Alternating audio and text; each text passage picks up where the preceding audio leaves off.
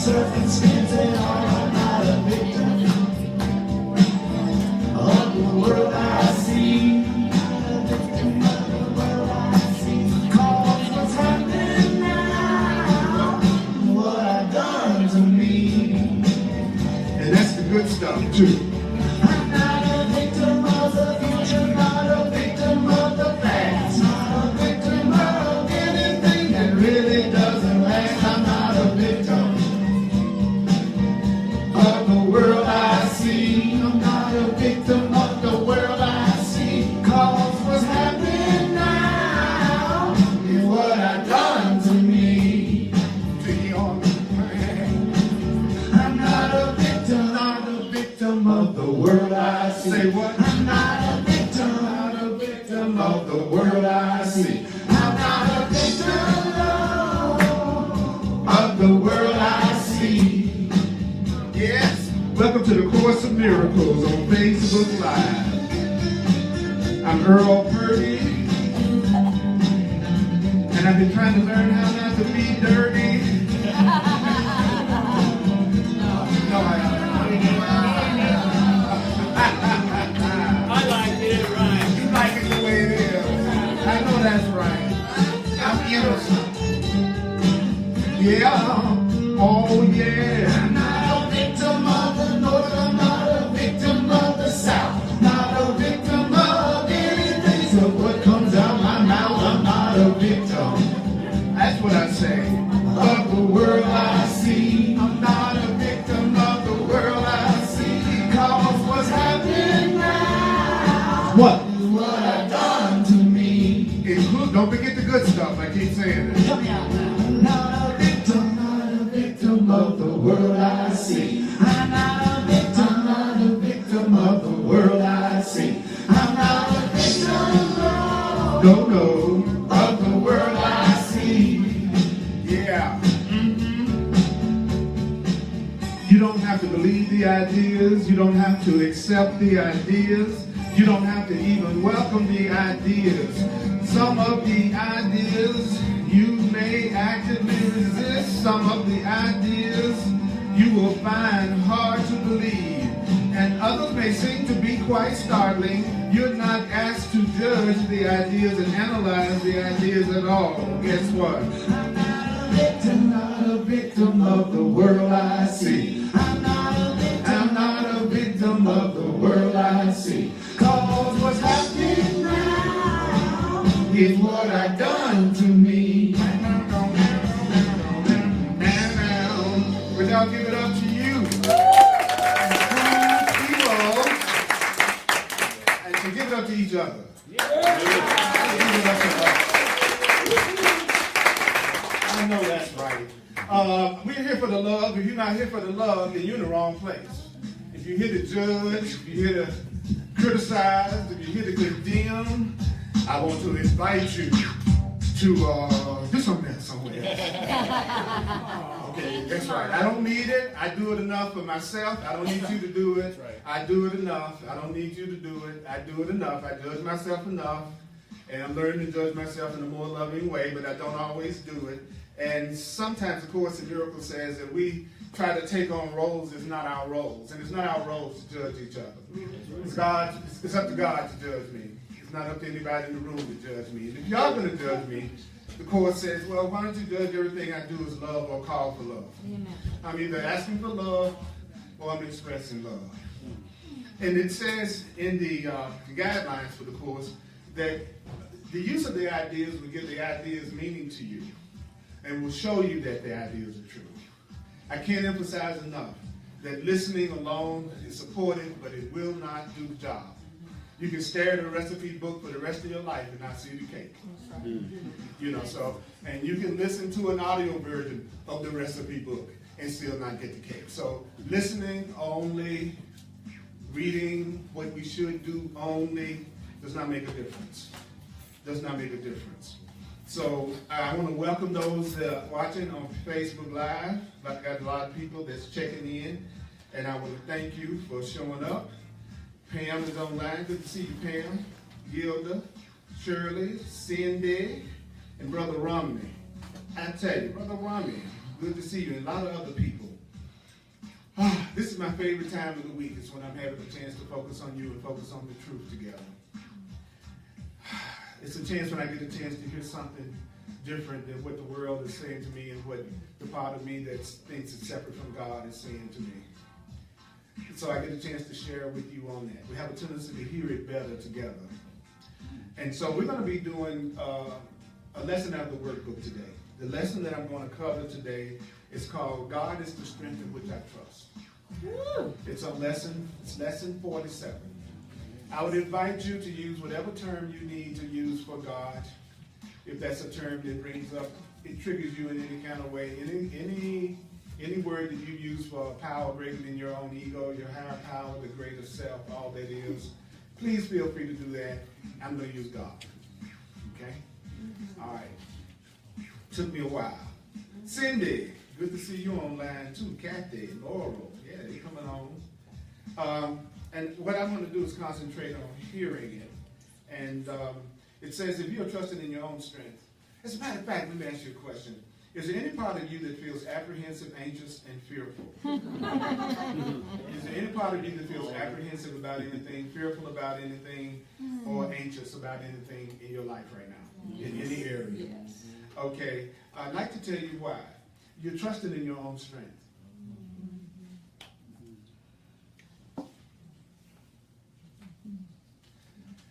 Whatever you think you're afraid about, feel apprehensive about, or anxious about, whatever you think it is not the problem. The problem, Earl, and I'm calling my name a lot because I need this, and I'm staring at myself when I'm on the front row. And so, first and foremost, anything I teach is for me. All right? And so, I'm going to call Earl's name out to catch his attention, as well as yours. And so, whatever area of my life I'm feeling, if you have apprehension, if you're anxious, if you're fearful about anything, I don't care what it is, power, money, fame, physical pleasure, material things, special relationships, things that you are getting ready to do in your life, then whenever you're feeling that, just tell yourself, God, this morning I'm trusting in my own strength, separate from God. I'm trusting in my own strength, separate from God. Another term for God, another phrase for God is the strength in which I trust. So when I pray to God, I'm praying to the strength in which I trust. I think that's a great substitute name. You know, I'm going to go to the strength in which I trust for this. The reason why, another reason why the Course in Miracles says we feel apprehensive, anxious, and fearful is, he says, well, what can you predict and what can you control? What can you truly predict and what can you truly control? What is there that you can, and you, I love this, what is there in you, it says, that can be counted on? Consistently, all the time. Zero, consistently, all the time. What would give you the ability to be aware of all the facets of any problem? What would give you the ability to be aware of all aspects of any problem and for you to resolve those problems in such a way that only good can come of it? What part of you can be aware of every aspect of any situation or circumstance, and then what part of you can resolve it in such a way that only good comes out of it for you and everyone involved? What is there in you that gives you the recognition of the right solution? What is there in you that gives you the recognition of the right solution and the guarantee that the right solution is going to be accomplished? What is there in you that does that? As adults, we're taught to be autonomous and self-sufficient. As adults, we are told we should be the one that knows how to handle everything and should be able to figure it out on our own. And the Course in Miracles works exactly in the opposite direction from that, and so that's why it brings up so much resistance so much. Is because it's the opposite of what we've been taught. Mm-hmm. That's why it works. So what am I feeling apprehension about? What am I feeling fearful about? Because I think I'm inadequate to handle all the situations that are happening. What this just did was relax me because it told me you can't. So don't even go in that direction. You want to go in another direction. Not trying to figure out how you can do it better. You want to figure out how you can surrender it. Right? So those of you in here and those of you on Facebook Live, be sure to like, comment, share the video, and also ask questions or make comments. So are there any questions about, comments about the first paragraph? Anything about the first paragraph that you didn't hear? So when you try to surrender what you're trying to take care of, I have an animal that's really failing, and I can't hear you. I have an animal that's, my dog is failing, Mhm. and so it's so hard for me just to surrender. I'm trying everything, and You do both. You do everything you know to do at the level that you know to do it as a symbol of your willingness to have God, the universe, be in charge. And you also surrender it. Say to your dog, your pet, I give you to the Holy Spirit as part of myself. I know that you will be released unless I want to use you to imprison myself. In the name of my freedom, I choose your release because I recognize that we will be released together. thanks. Yeah. Because it's great to feel all your feelings about it, right? And at the same time, as much as you can, remember that your pet is eternal. And your pet is not your pet's body. And what you're feeling is a sense of loss. And that's all right, you know. And you want to go beyond that, and you go beyond that by feeling your feelings about it, doing everything you can do as a symbol of your willingness, and at the same time, knowing that if you focus on the eternal nature of your pet, no matter what happens, you'll feel better than if you don't, right? I go through that a lot, you know. I have brothers and sisters that are considerably older than me that I really love. And I know that in the normal nature of things, it could be me first, but I know in the normal nature of things is that they're probably going to be making transitions soon, right? So rather than me focusing on them not ever doing that, or me, what the Course in Miracles is talking to do is focus in on that they're not their bodies. And that I can still be in communication with them even if they're not in their bodies, if I don't fall for what the world has taught me about someone making a physical transition, meaning that you're no longer able to feel their presence and be in communication with them. Because all of our pain comes from being attached to finite temporary things. That's what all our pain comes from, is attachment, right? And so we are very invested in trying to make what's temporary permanent. And we won't make what's temporary permanent. What you can do is know what is permanent behind the temporary and tune into that and feel your feelings, right? Yeah. So I'm not saying pretend you're okay about it, because I know that it's not his body, so I'm going to be okay. You know, it's like I'm not going to feel what I feel first, and then on the other side of that is my salvation, is my peace. I was wanting to ask about feeling apprehension about something I'm about to do, and it's not like I feel a ton of it, but I do feel it. I know I'm feeling it, and I'm using the tools. I'm asking for guidance. I'm handing it over to God. I'm knowing that I don't know my own best interest. I'm asking for guidance. I do it constantly, and yet I still feel the apprehension. So I'm not perfect at it, and I'm doing everything I think I can. So is there something else? Yeah, something else for you to do is to keep on doing it. Yeah, that's what I'm doing. Then you're doing the right thing. Right. Because it takes a while for us to get that it's the repetition. We don't breathe once for the whole day. I don't get up in the morning and go, okay, that's done. Right? I constantly breathe every moment, all day long. And that's the way we should be about the truth. That's the way we should be about telling. And that's the mistake that many truth students make. They'll say stuff to themselves every now and then, wonder why they're not getting consistent peace. I guess, like, if I'm honest, I do feel so much better than I might have felt, several years ago. That's right. So That's right. I'm really, I'm doing good. You're doing great. You should always acknowledge yourself for anything that you're doing, because if we already knew how to do it perfectly, there would be no need for us to try to learn this stuff. So for us to beat ourselves up, I go to a pilot school the first day, and they tell me what it's like to fly a plane, and then I get upset with myself because I can't go out there and do a solo flight. Wouldn't make much sense with it. And that's what we do. We hear about how loving we should be unconditionally, then we take the sledgehammers out and beat ourselves up because we're not already able to be that forgiving. That's crazy. If I already knew how to do it, I would have no need to study this. I should be really thankful and grateful that Holy Spirit, my higher self, gave me the way to get there in a way that has meaning for me, because this reaches me in the way that no other teaching reaches me. But there are many teachings that will take us where we want to go, just like there were many roads that brought you to this church. There are many roads that will take you to God and the truth. That's what love would do. It would be custom, tailor-made to your need. The truth would come in the form for you, and that's why I invite people many times.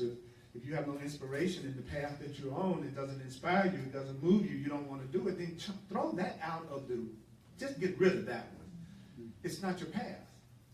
If it's your path, then you do it no matter how much resistance you have. I read the Course in Miracles, I don't care how much resistance I have to what it's saying, because it's my path, and I know it's my path. But if you have tons of resistance and you don't want to do it, why waste time? You're wasting time. Because you could be doing something you wouldn't have that kind of resistance about. So don't let your ego trick you into focusing on something that doesn't move you.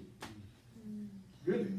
Spirit is cool. It'll come at you every kind of way. A couple more minutes and we'll go on. So one of the things that still trips me out is how little effort I need to do on my part, and how the Holy Spirit does most of the work. All of it. And even in the Course it says how we're offended because we're of how little we have to do. Yeah. And that still trips me out. It's okay. It's okay.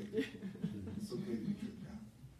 Once you get that you're loved unconditionally, no matter what, it takes all the stress off of what you think you're thinking that might not be in alignment with the truth. If I don't love you no matter what you do or what you say, and you're upset about something, I'm just going to come to the conclusion that I don't want you to be upset.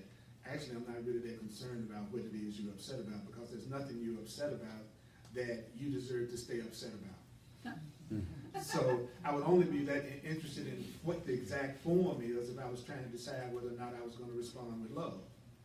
But if I'm going to only respond with love, no matter what it is, then it don't matter what you've done. So if somebody always has explained something to you before you have compassion, then you're really not practicing unconditional love. You're trying to judge whether or not you're going to give them compassion or not. So that's not real unconditional love to begin with. Does that make sense to everybody? So that's how we know that our love is not based on what's real, because we decide whether or not somebody deserves our love and compassion based on what we think they've done. And everything that's happening in our world today is an opportunity to practice. That's all it is. The president is an opportunity to practice. We'll get you into a real reality check, right? Because we know the president's neutral. Because some people love the president, and then some people are frightened by the president. So the president must be neutral. And we're the one that's deciding how we're going to feel about it. And I'm glad, because that's the one thing I have control over, is how I choose to feel about things and what I choose to give meaning to. But I know if I'm apprehensive, anxious, and afraid, I know I'm trusting in my own strength. I can't predict everything that's going to happen in any situation. I can't control everything in any situation. I don't know all the facets of the problem and how to resolve it perfectly for everyone. And love is telling us, so cool it. You can't do it anyway. I'm going to show you what you should do that you can do, okay? So let's see what that is. It is, of yourself you can do none of these things, of yourself you can do none of these things, of yourself you can do none of these things, of yourself you can do none of these things. To believe that you can do any of these things is to put your trust where trust is unwarranted. So every time you believe you can do any of the things that I just mentioned, what does it mean that you're doing? It means that you're putting your trust where you shouldn't put your trust in. You should not put your trust in your ability to solve anything separate from source on my own. The universe reflects my attitude. The universe reflects my consciousness. So if I think I got to do it on my own, and I'm the one that's doing it on my own, it'll look like I have to do it on my own, then I wonder why it looks like I don't get support. The reason why you don't get support is you think you have to do it on your own. The universe says yes, because the universe always says yes. I'm alone, yes. I got to do it on my own, yes. I'm broke, yes. Nobody loves me, yes. I'm the best thing in the world, yes. I'm loved, I'm important, yes.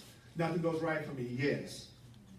The universe is just a mirror, in a sense, reflecting back to me what I'm telling myself and what I believe about myself, because I lie to myself, but my mirror will tell me the truth. I can't be a totally cooled out, centered person and everything I'm looking at is bothering me. And I don't like it. That doesn't work that way. I can't be the only smart person and the only person that's doing it right and everybody else in my perception is doing it wrong. Then what am I doing here? If you got everything together and you're surrounded by idiots,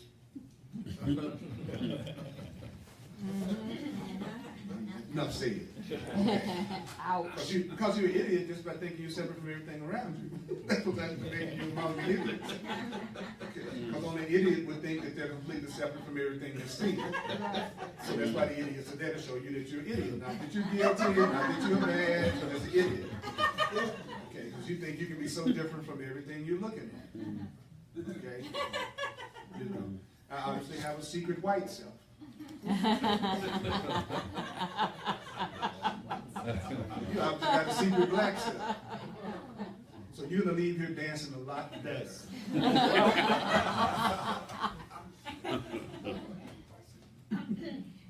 I'm going to play golf a lot. Okay,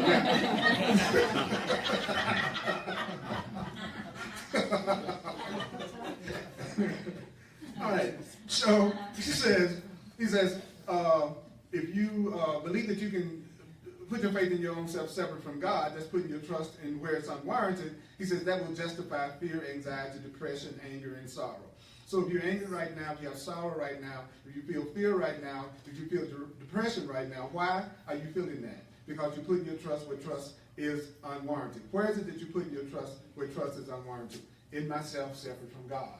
See, when you read the course, if you do it in a way that you're asking yourself questions as you go along, then you use the material itself to answer it as opposed to your analyzing it and figuring it out. You won't go unconscious so fast. Questions hook the mind. Statements put you to sleep. You know, if I just do statement, you're going to do that. But I said, well, you know, what is it that's making you feel afraid and apprehensive? Just for a second. If just for a second you wake up. The question hooks the mind. Question. If you speak in questions, you'll keep people's attention longer in the conversation, and you'll seem like you're more interested in them than you are. Okay, now. So they'll walk away feeling like you were really invested in them. It works. Okay, so who can put his faith in weakness and feel safe? What is the weakness that I'm putting my faith in so that I'm not feeling safe? Myself separate from source. Who can put his faith in strength and feel weak? That's the same as saying, who can put their faith in God and feel weak? So what it's doing, what the course does throughout the whole book is to teach you the difference between love and fear, truth and illusion, what's true and what's false. That's the whole purpose of it. It says that once you know the difference between what's real and what's unreal, you will make the right choice. But right now, we don't know the difference. And he says we're just choosing among the same thing that looks different. That's why relationships can seem like they're giving you the same pattern even though you're choosing different people, because you're still projecting the same wrong thoughts in all the relationships.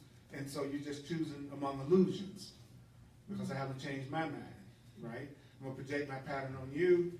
Then if it don't work out, I'm projecting my pattern on you. Then if it doesn't work out, I'm projecting my pattern. So I keep on having a pattern and I wonder what's going on. It's because I am not changing my mind, and so therefore I'm just using everybody as a projection screen for my own issues. Does somebody got a question? Well, we had several people talking about the sound. Is there any way to turn up the volume? I'll see if I can. I don't know. But I'll try not to trust in my own strength. That's nope, it's where it always is. And I'm in the microphone, so I don't know. You know, maybe the microphone just a little closer to you, because that was good right there. That was good. Good, baby. Well, only you trust in your own strength, baby.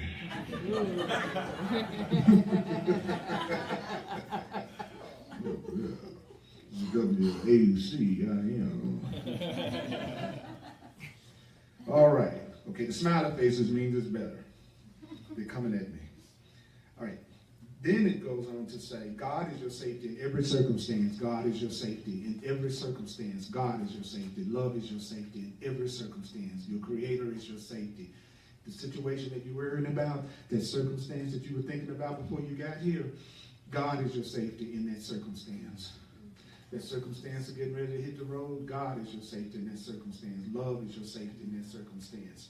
And when you're listening to the voice of God, how can you tell when you're listening to the voice for God? If you're listening to the voice for God, you understand that God's voice, the voice for love, is going to speak to you in how many situations? All situations, in every aspect of all situations. So what is God's voice going to do? How do you know when you're listening to God's voice? What is it going to do? It says it's going to tell you exactly what to do.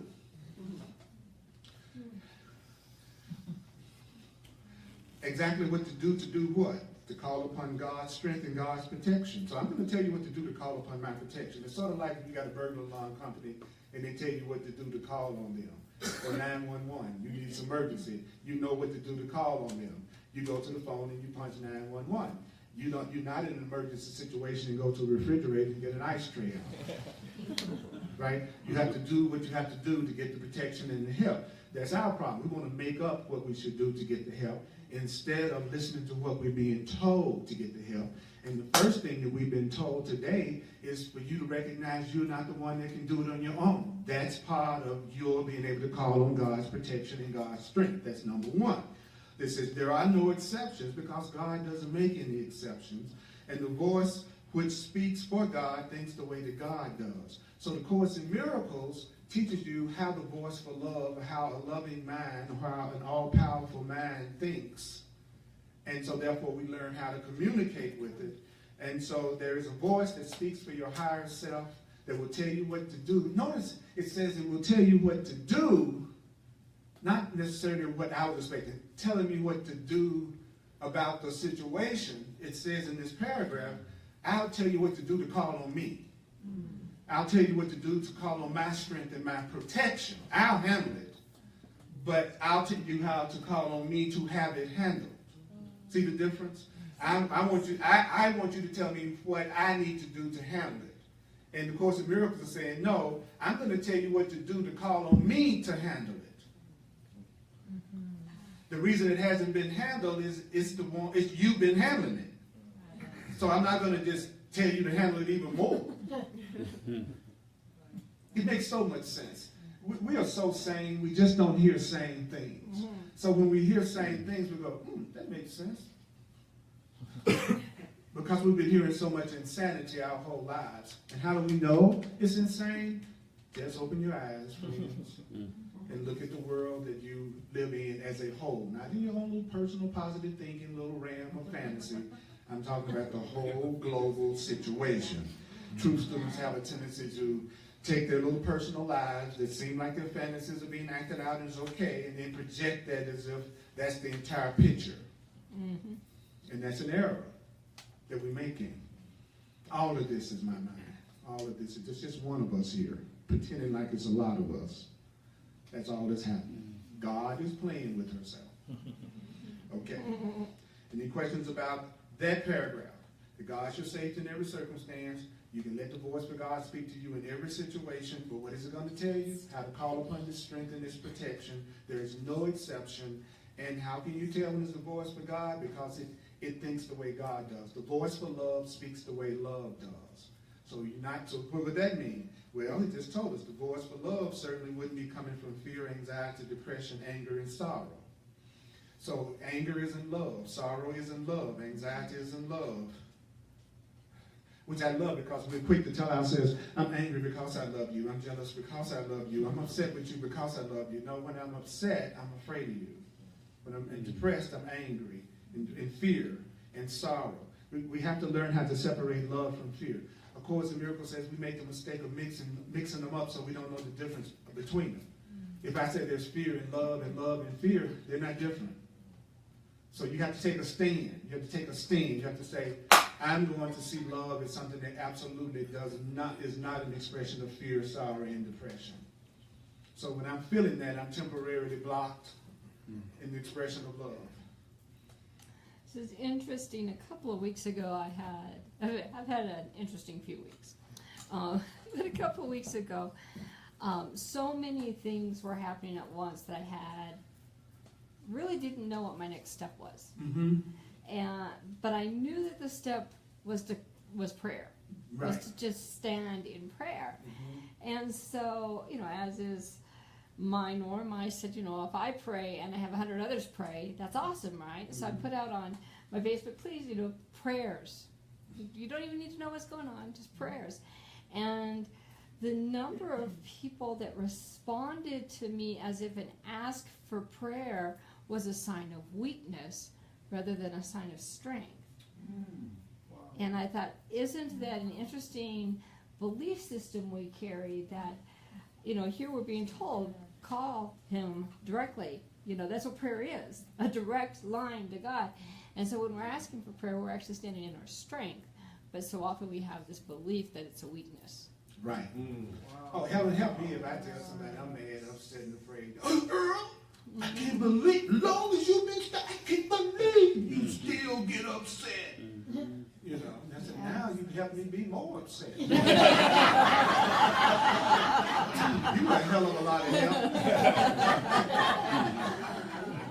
Like, when have I said I was any different from anybody in this room? I say every week I'm teaching what I need to learn, right? And if I'm teaching it, I need to learn it more than you. I need it so bad, I need a room full of people to witness. You know what I'm saying? So the only difference between me and somebody, in many cases, me and somebody who hasn't been studying as long as me, is I go straight to the answer faster where they're still analyzing whether or not they should use it. That's the difference. I go straight to it where you're still going, oh no, just up the cube, let me figure that out. Well, what about that? What about this right here? I don't know. That's the difference. I go straight to the medicine cabinet and take the medicine, and you stand in front of it to decide whether or not you're going to do it. Looking at the remedy won't do any good. If I stand up in front of the medicine cabinet, that's not going to make me feel better, right?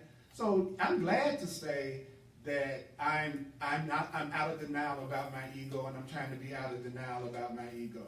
I agree with you. I don't see it as a sign of weakness. It's a sign that I'm listening, that I'm actually doing what I'm being told to do. And I can't tell you how many really intense situations where my back was up against the wall, where the first thing I did was got in my freaking car and went to City Park and read until I felt better and saw that situation healed in my life.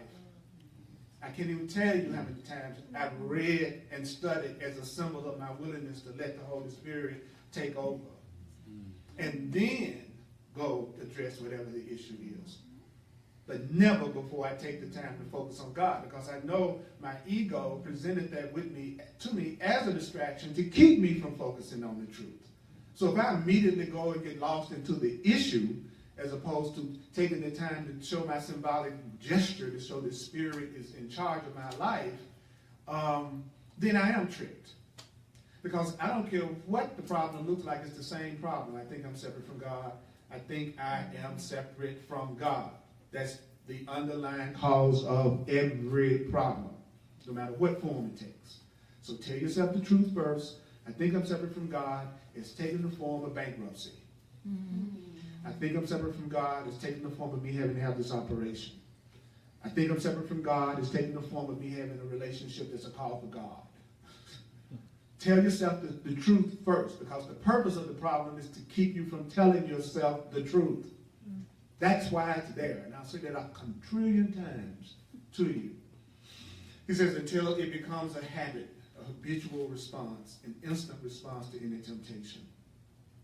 So, let's go to the next paragraph. We'll move a little faster. This time always goes faster than I can even imagine when I'm torturing people. It's amazing. Okay. Today we will try to reach past your real weakness to the source of real strength. 4 or 5 minute practice periods are necessary. Oh, that much time? That's ridiculous. And longer and more frequent practice periods are urged. Close your eyes. Close your eyes. Close your eyes. Well, I know some of y'all not gonna close your eyes because I said close your eyes, but that's okay. Close your eyes. Okay. That's just the way we are. Okay. Close your eyes and begin as usual by repeating the idea for today, which is God is the strength in which I trust. Put a little juice in it, a little rhythm into it, you remember it more. God is the strength in which I trust. Okay? Now I want you to spend a minute or two in searching for situations in your life that you're invested in fear. That's okay. Now try to slip past all concerns related to your own sense of inadequacy. So what you're going to do is this. I'm going to make it easy for you. Think of one situation in your life that you have some fear and apprehension, which means any lack of peace about. That's an area of your life that you've invested with fear. It's any area of your life that you have any lack of peace about. I want you to dismiss this. He says dismiss it. I like that. By telling yourself, okay, right now I'm concerned about what kind of vehicle that I need to have in order for me to have great transportation to go to work. It doesn't matter. There's no hierarchy of illusions. You can do it with the car, or you can go, oh, I'm apprehension because I don't know that I'm one with God like I should. You know, it doesn't matter what form it is. Tell yourself, God is the strength in which I trust. God is the strength in which I trust. God is the strength in which I trust. God is the strength in which I trust. God is the strength in which I trust. God is the strength in which I trust. And you slow it down and go, God is the strength in which I trust. Now try to slip past all concerns related to your own sense of inadequacy, because it's obvious that any situation that causes you concern is associated with feelings of inadequacy. So I have a concern about this because I feel inadequate. I have a concern about you because I feel inadequate. For otherwise, you would believe you could deal with the situation successfully. So I feel inadequate, which means I don't think I can deal with the situation successfully. So I need to tell myself, God is the strength in which I trust. It's not by trusting yourself that you will gain confidence.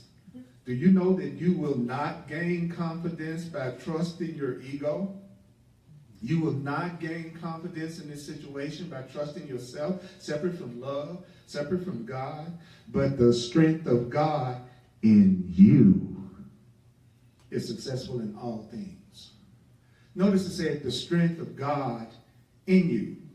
Didn't say the strength of God outside you. Didn't say the strength of God in a sky. It said the strength of God in you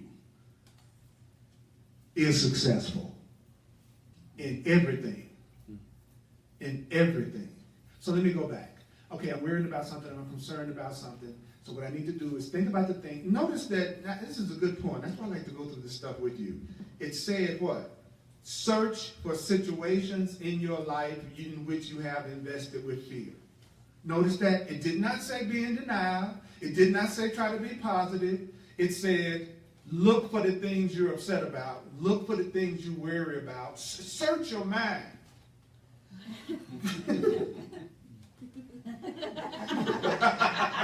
Let's picture your mind in front of you up against the wall. Search your mind for things you are worried about, concerned about, depressed about. Do you know what I realized with that? I'm doing part one all day. I'm doing part one of the exercise most of the day. If I'm concerned about anything during the day, then I'm doing part one. I just need to do part two. That's the part I've been leaving out. And what's part two? Dismissing it by saying, oh, I'm worried about, I got this financial worry. God is the strength in which I trust. See what I'm saying? So you're not in denial. The Course in Miracles is not saying be in denial. It's not saying, oh, it's just an illusion. Because people say that, they don't a bit more mean that than the man in the moon. They're so quick to go, oh, it's just an illusion. If you thought it was an illusion, you'd be happy. If you thought it was an illusion, you wouldn't have any worry. If you thought it was an illusion, you'd be the most blazing light in the room. So when you say it's not an illusion, it's a trick of the mind to keep you from doing what you were told in order to have it healed. Because now you're in denial about what's really going on. So I'm going to admit that I have worries and concerns in some area of my life. I'm going to be willing to admit to myself what that worry is, but I'm also going to do what the Holy Spirit told me to do, which is to say God is the strength in which I trust. Now, you may not necessarily immediately feel better because you said that, but don't forget that your doing what the workbook says is merely symbolic of your willingness to allow Holy Spirit to be in charge. It's still not you saying it so you can handle it. So that's why you're necessarily feeling better. Doesn't make any difference anyway, because whether you feel better or not, if I'm going to hand you that book and you can't reach for the book yourself, I don't care what kind of attitude you got, I can still hand you the book. So that you feel happy every second is not required in order to be helped. As a matter of fact, if you're in a burning building and the fire department showing up, they're not expecting you to say kumbaya. They know you're going to be scared, and they want to immediately say, let me get you out of this burning building. But this is what we do when we're in the burning building of our life. We like the firemen coming to you to get you out the burning building, but you won't leave the burning building until they tell you how the fire got started. That's us.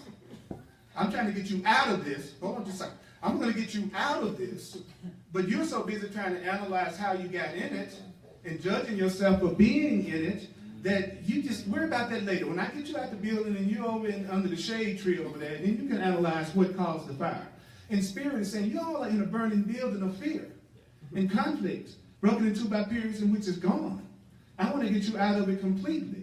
This is how you get out of it. How do you get out of it? Tell yourself that God is the strength in which I trust, because I've been trusting in my own strength, and that's why I'm upset about this, and I need to just go ahead and tell myself the truth about what I'm upset about. Turn around and tell myself God is the strength in which I trust as a symbol of my willingness to have God take over, and then stop judging myself about how I feel right after I say it, because that's another trick to keep me from doing it. Because if I don't immediately feel better, I'll be tempted not to continue to do it. So if I make my reaction and response the thing that determines whether or not I keep on practicing the truth, I'll stop. Because I'm looking for instant gratification, because I live in the McDonald's generation where I want Mac truth. Give me some Mac miracles. It's got to happen in 2 minutes or else I'm completely done with it. Because we're so used to instant gratification now.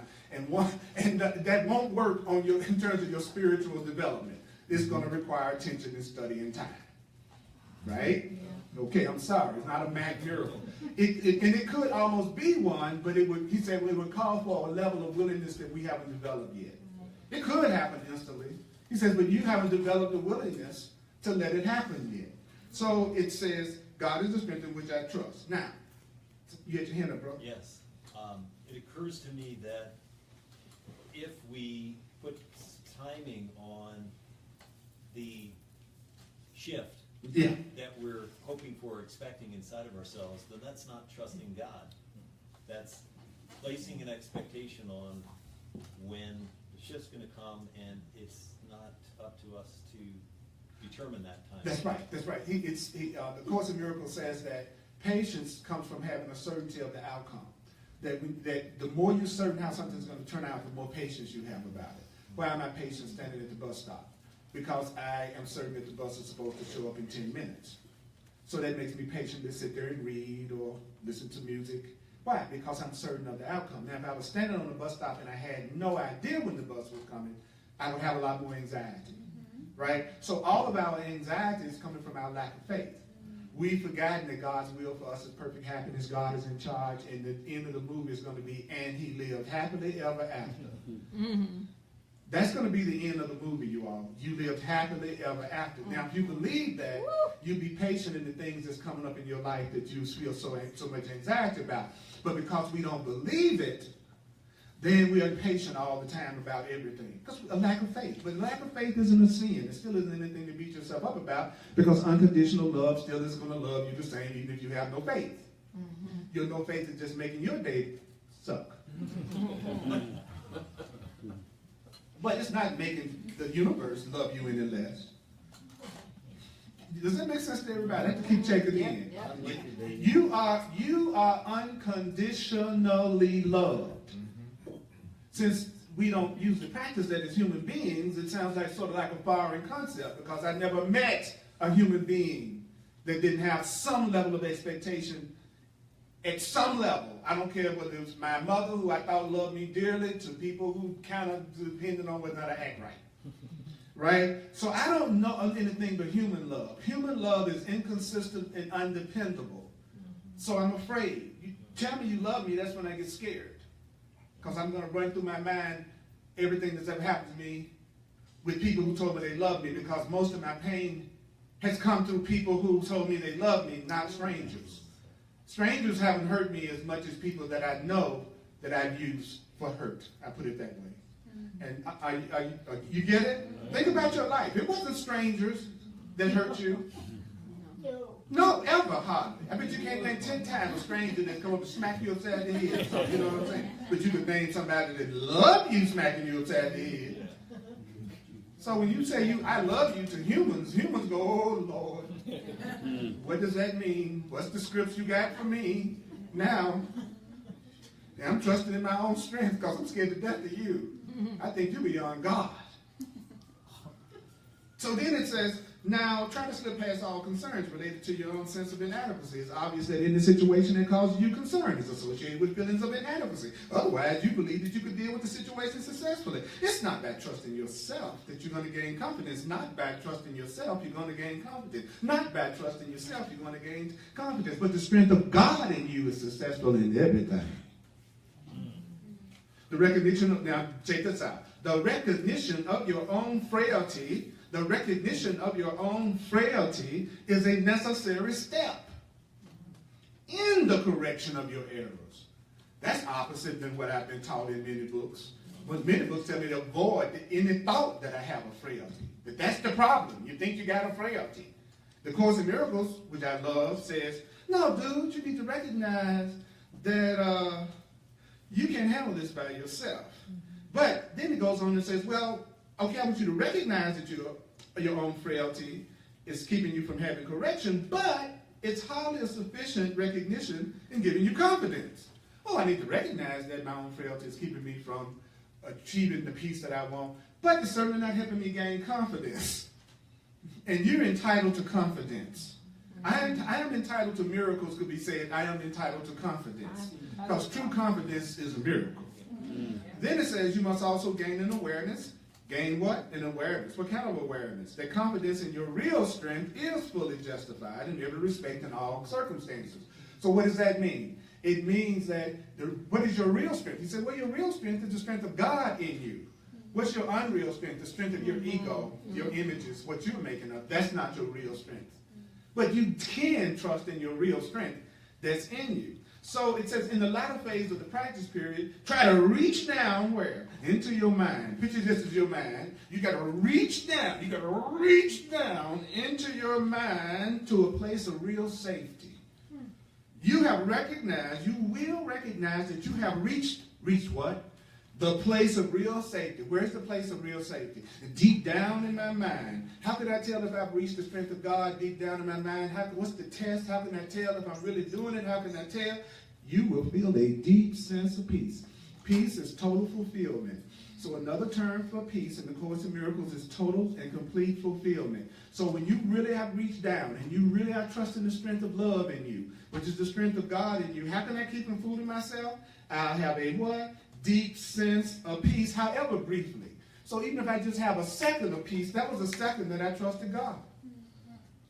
Even if I just have 5 minutes of peace, that was 5 minutes that I trusted God. Didn't even say it was going to be every second, every minute for the next 5 hours. Why? Because I'm just now learning how to do it. So I'm going to feel good about myself. I had 10 seconds of peace on the child.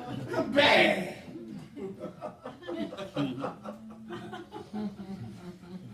I said, however briefly, or however boxly. So let go all the trivial things that do what? Churn and bubble on the surface of your mind. I got a lot. What's going on, Purdy? I got some trivial things that's churning and bubbling on the surface of my mind. Well, what do you need to do, Purdy? You need to reach down where? Below that stuff on the top of your mind that's churning and bubbling to the kingdom of heaven, which is perfect joy. The kingdom of heaven is perfect joy. The kingdom of heaven is perfect joy. The kingdom of heaven is perfect oneness. There's a place in you where there's perfect peace. There's a place in you where there's perfect peace. There's a place in you where there's perfect, complete, total fulfillment. There's a place in you that is totally fulfilled. In you that feels total peace. There's a place in you where nothing is impossible. There's a place in every single one of you.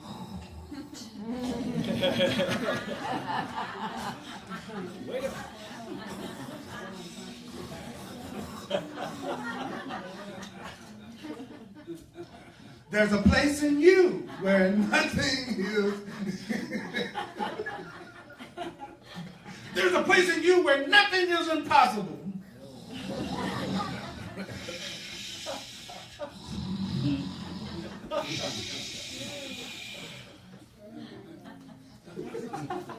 There is a place in you where the strength of God lives.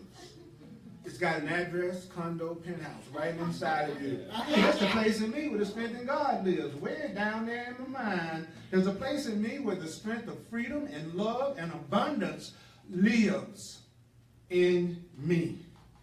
Wow. Whoa, whoa, whoa, whoa, whoa. You had your hand up again, brother? Yeah, is there such thing as false peace? Like Yes. Peace It's that called ego- peace that don't last. It's called peace that's based on somebody being different, something being different, something outside of yourself changing. Whenever your peace is based on anything outside of yourself, it's false peace. So every time you say, I be peaceful, that my husband was different, my wife was different, my boss was different, my mate was different, my car was different, my job was different, my location was different, that's false peace. Because all those things are going to change, and all those things can change. You want to have peace in the world? Let it change. You want to have peace in the world? Know that it's going to always change. You have a lot more peace in the world. The lack of peace comes from trying to be controlling so that you'll know exactly what to expect and predict out of everything and everyone all the time. That's where control issues come up, because I'm making my peace based on you always acting in a predictable fashion. And that will never happen in the world. Everything in the physical changes form. Your relationship is going to change as long as you're in it. And if you're trying to make sure it doesn't, it's dying. And there's no joy in it. There's no inspiration in it. You know what I'm saying? You used to see that person, you'd be all excited. You couldn't even wait. Oh my God. Woo. You know, now get out the way. I'm trying to watch this commercial. It's not even my favorite TV show. It's like, I want to see that. I want to see that cereal commercial. Get out the way. You know, that's the same person. You just couldn't wait till you get to the phone to talk to them. That's why, because you're not letting each other change. You're not letting each other grow. You're not letting each other become new.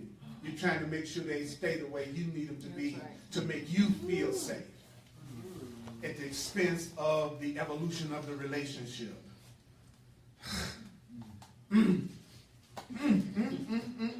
So with the people online, they're just going off. It's hearts and smiles and, well, somebody got a finger icon. What the finger? I didn't know they had it on Facebook.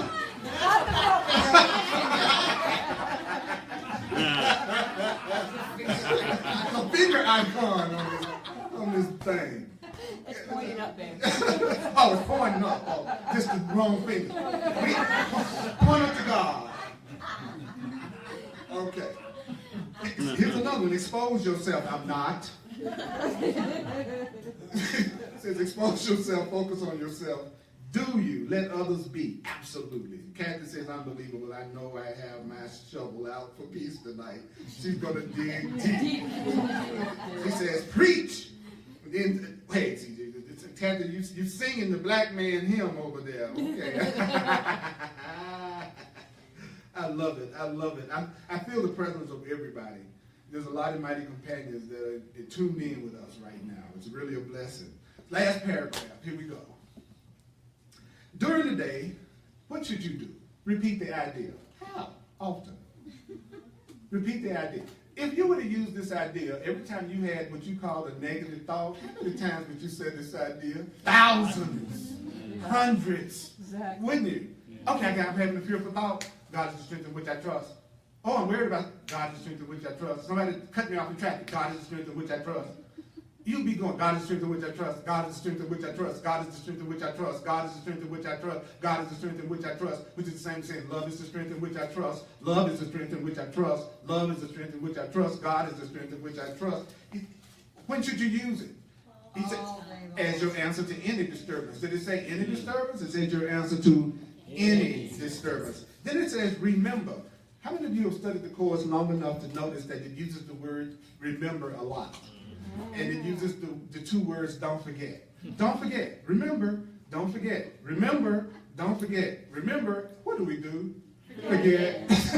That's why it says don't forget. Remember. Like you'll hear me right now. You'll hear what I've said. You've gone through this lesson with me. And you've heard it. And you all know, we talked about that last week, we'll walk right out that door and forget 90% of what we just heard so vividly. Why? We're hearing it vividly. Why would I immediately forget it? Because I walk right out of that door and I start trusting in my own strength again.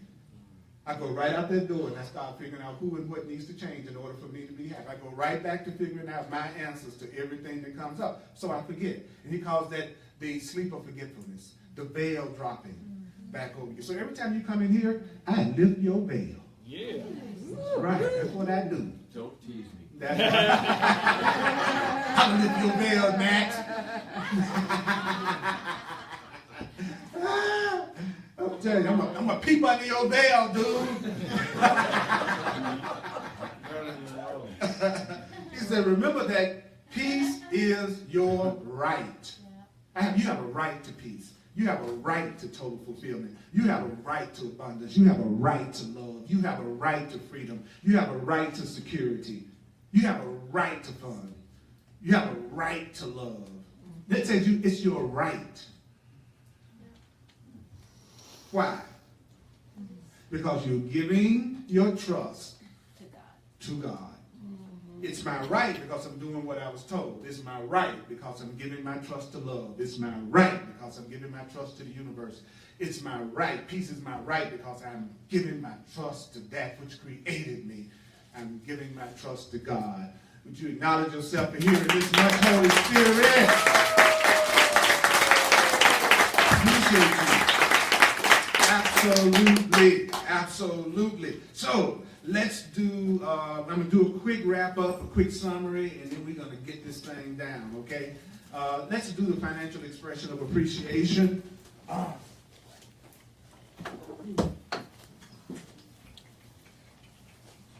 Thank you, thank you, thank you, thank you, thank you, thank you, thank you. Thank you, God. Thank you for sharing. Thank you for supporting my teaching ministry in Unity Temple. Those of you online, if you'd like to make a financial expression of appreciation, I would surely appreciate it as a full-time teacher. I don't have any fee for doing my classes because I want people to be able to come regardless of their financial situation. So I trust that those of you who can and want to will share.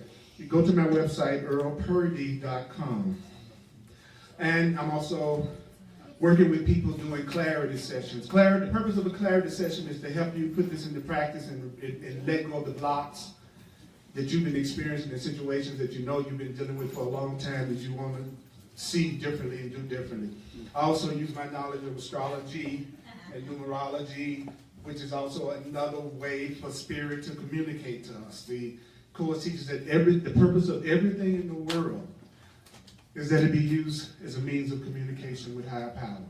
So there's nothing in the world that cannot be used for your healing and your awakening, no matter what it is. Whatever your skill is, whatever your talent is, whatever your ability is, can be used by God to heal the planet. And so those are two skills that I've learned that are ridiculously helpful, and I'm available. So if you would like to use me, then go to my website, earlpurdy.com, and it explains my services in detail. When you begin to really wake up to what's valuable, you'll recognize that what's most valuable is service. That's how you can say. And the service is, when you hear service, some people go, oh Lord, service. The service is going to be your gift, your talent, what you do, what you love. That's your service. You're not being asked to sacrifice, you're being asked to serve. And how can I serve you unless I'm doing what I love? Right. Other than that, I'm coming from resentment. And also, remember, you're not gonna be for everybody. In other words, you're not gonna be everybody's cup of tea. So it's not about thinking that you need to reach everybody I know that I'm not some people's cup of tea. You know what I'm saying? They don't like my style, they don't like what I say, they wish I would do it differently. And so I know that they're not trusting in the strength of God, because that's what it takes for them to be able to change me. And so I always say, well, just get clear about what you want, and the universe will send you the perfect thing that you need, the perfect teacher that you need, the perfect partner that you need. Don't try to change everybody to be the way you want them to be. Just be the way you want to be, and then watch other people of a similar nature be drawn to you. So I've never not had what I wanted to experience when I let go of who I thought was supposed to give it to me. See, me deciding on who it should be is what slows down things. I want love, unconditional love. So I ask for the content, and I let the form take care of itself. And I've never had a content come in a form I didn't like if I'm experiencing love. Because if you're experiencing love, that means by definition you're in total appreciation of what you're experiencing and who you're experiencing it with. So there's no such thing as being in love with an ugly person. Because there are no ugly people when it's love. I don't care what they look like, they won't look ugly to you if you love them. If you don't love them, they can be ugly or cute. Because it's just your personal fantasy that you're looking for at that point. So there are no ugly people that I can tell people. My chart must be really messed up. I said, no, I've never seen a bad chart. I just see people that don't know how to take advantage of the blessings that they have. That's all. So I'm on your side. I'm rooting for you. Anybody have a quick takeaway? Something they heard today that they want to remember? Anything that stuck out? No, what really stuck out for me was that we all have this sense of inadequacy. Having the sense of inadequacy is not the problem. The problem is that we're looking for adequacy within ourselves and not God. That's it. Just hang on to that one. Yeah. You got it. You got it. Yeah, Yes, Darlene of Steiny. Yes. Yes. That's the one. Yes. Everything is a tool for my healing. Everything. So next time somebody calls you a tool, it's not an insult. You know what I'm saying? Yeah, everything could be a means for enlightenment or awakening. Yeah, exactly right. Anybody else? A takeaway? I like we tend to try to make the temporary the permanent. Yeah. We can just, as you said, give it time to Yes. not be the permanent. Yes. Yeah. And patience is certainty of outcome. Right. Right? Chris? There are no ugly people when you're in love. There's no ugly people when you're in love. You know what I'm saying? Y'all know that's true. When you're really loving somebody, you're appreciating them, they look so beautiful, and then when a grievance come up, or a misperception, or hate, or upset, you know, then you go, oh my God, you ugly. You said it, you look so ugly to me, you know, because you went from the good specialist to unhappy specialist. That's what really happened, you know. Anybody else? The universe will always say yes. When I'm ugly, I'm beautiful, I'm rich, I'm poor. The universe always says yes, in the sense that what you really believe about yourself will be reflected back to you through whatever you're looking at. Absolutely. There's a place that churns and bubbles on the surface and reach down to the place where there is. Gotta reach down. You could go to the, you could go to the club and you could make it out of dance. You know what I'm saying?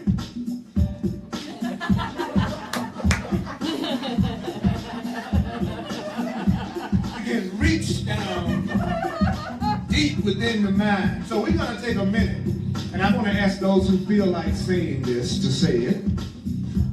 And those who don't want to say it, I would love it if you didn't say it. And don't forget, Tuesday night, 7 p.m., Web Mastery on Facebook Live, 7 p.m. Mountain Time. Thursday nights at 7 p.m., A Course of Love I do on Facebook Live, Mountain Time. And on Sunday, 1 p.m., The Course in Miracles. Okay, here we go. God is the strength in which I trust. What? God is the strength in which I trust. Say what? God is the strength in which I trust. God is the strength in which I trust. God is the strength in which I trust.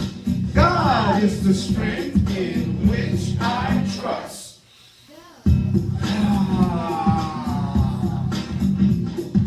If you're feeling fear and anxiety and apprehension, it means that you are trusting in your strength separate from God. You got to stop trusting in your strength separate from God. What can you predict and control? What aspect of every problem can you solve? And be sure that it works fine for everybody. Search your mind. Search your mind.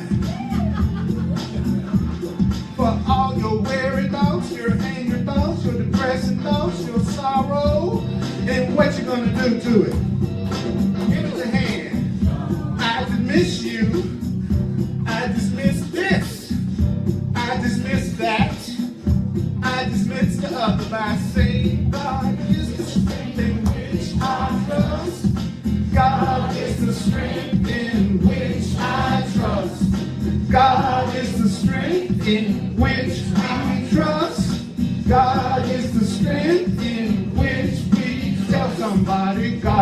is the strength in which you trust.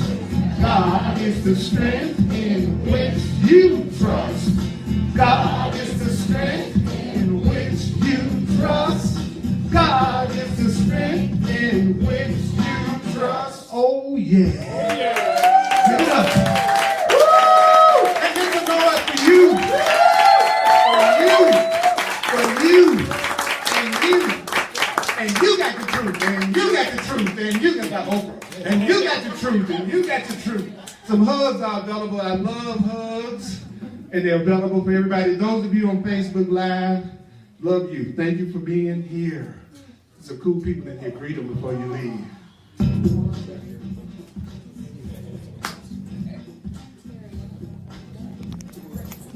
I'll get a hug. You doggone right. I'm in line first. That's right. That's right.